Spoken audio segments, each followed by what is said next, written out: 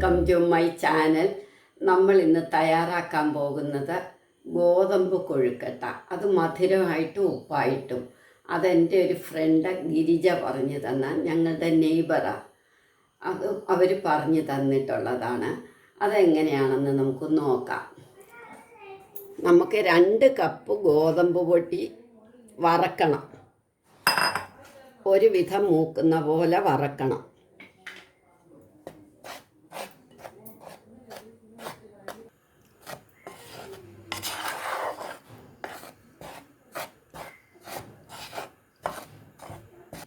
മൂത്ത മണം വന്ന് നമുക്കിത് നിർത്താം.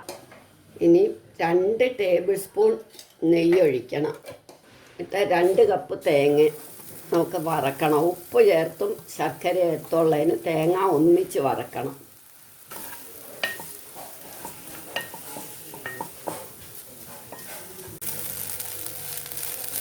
വെള്ളമൊക്കെ വലിഞ്ഞു. ഇനി നമുക്കിത് നിർത്താം. നമ്മൾ 1 ടീസ്പൂൺ നെയ്യ് ഒഴിച്ചിട്ട് 1 നേന്ത്രപ്പഴം ചെറുതായിട്ട് അരിഞ്ഞെടുക്കണം. അതും കൂടി നന്നായിട്ട് വഴറ്റണം.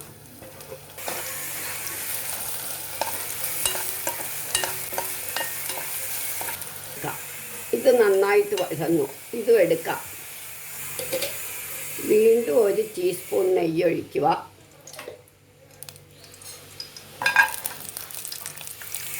കുറച്ച് അണ്ടിപ്പരിപ്പ്, കിസ്മിസൊക്കെ ഇടണം. അണ്ടിപ്പരിപ്പ് പകുതി മൂത്ത് കഴിയുമ്പോൾ കിസ്മിസ് ഇടാം.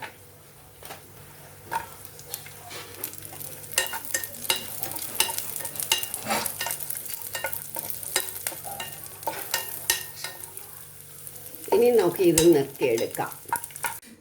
ആദ്യം നമുക്ക് മധുരമുള്ളത് ഉണ്ടാക്കാം. അതിനായിട്ട് 1 കപ്പ് വറുത്ത ഗോതമ്പ് പൊടി ഇങ്ങെടുത്തു. നമ്മൾ വറുത്ത് വെച്ചിരുന്നതിൽ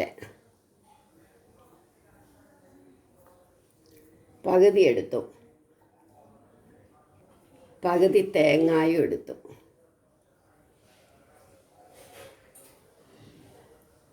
പഴം വഴറ്റിയതും എടുത്തു.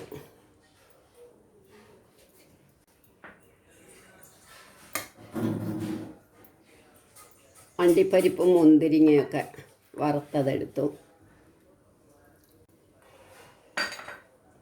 ഇനി നമ്മളിത് നന്നായിട്ട് കുഴയ്ക്കണം. അത് 1 കപ്പ് ശർക്കര.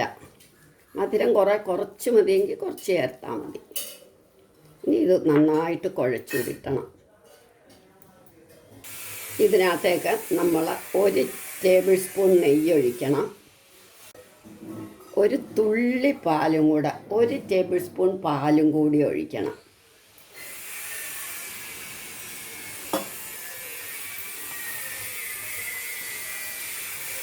മധുരമുള്ളത് റെഡിയായി. ഇനി ഇത് നമുക്ക് ഇഡ്ഡലി പാത്രത്തിലേക്ക് വെക്കണം. ഇതേമാതിരി ഇഡ്ഡലി പാത്രത്തിൽ വെള്ളം വെച്ച് തട്ട് വെച്ചിട്ട് നമുക്ക് ഉരുട്ടി വെക്കാം.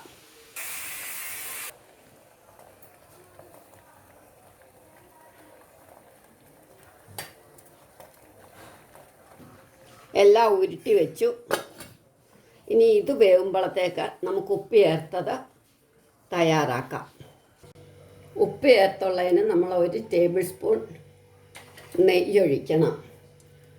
ഇഷ്ടമുള്ളവർക്ക് പൊരികടലയോ ഉഴുന്നോ ഒക്കെ ഇടാം. ഞാൻ വൃശ്ചികമാസം ആയതുകൊണ്ട് അത് ഇടുന്നില്ല എന്നുള്ളതേ ഉള്ളൂ.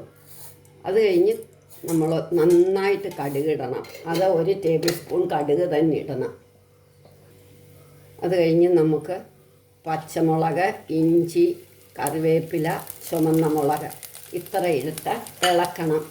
എന്നിട്ട് ഇത് നമുക്കൊന്ന് അടച്ചു വെക്കാം.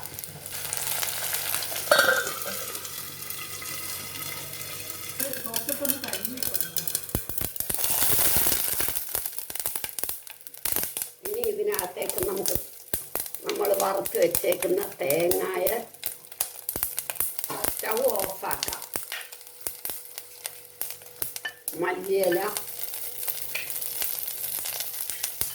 വെച്ച ഗോതമ്പ് പൊടി,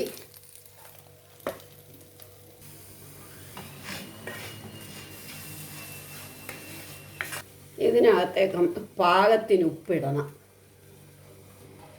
ഇനിയും കുറേശ്ശെ വെള്ളം തളിച്ച് നമ്മളിത് ഉരുട്ടിയെടുക്കണം.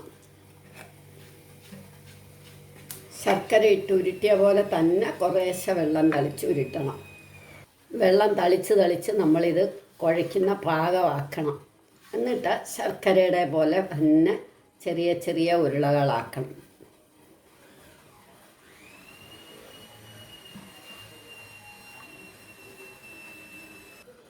ഉപ്പ് ചേർത്തത് റെഡിയായി. ഇനി ഇത് നമുക്ക് അടുപ്പയിലേക്ക് വെക്കാം. ഇനി ഇത് നമുക്ക് ശർക്കരയുടെ പോലെ തന്നെ ഇഡലി പാത്രത്തിലേക്ക് വെച്ച് അടയ്ക്കാം. വേവട്ടെ. നമ്മളുടെ ഉപ്പ് ചേർന്നത് റെഡിയായി. ഇതും എടുക്കാം.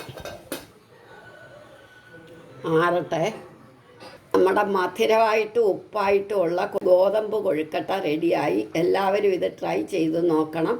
ഇഷ്ടമായെങ്കിൽ ലൈക്ക് ചെയ്യണം, സബ്സ്ക്രൈബ് ചെയ്യണം.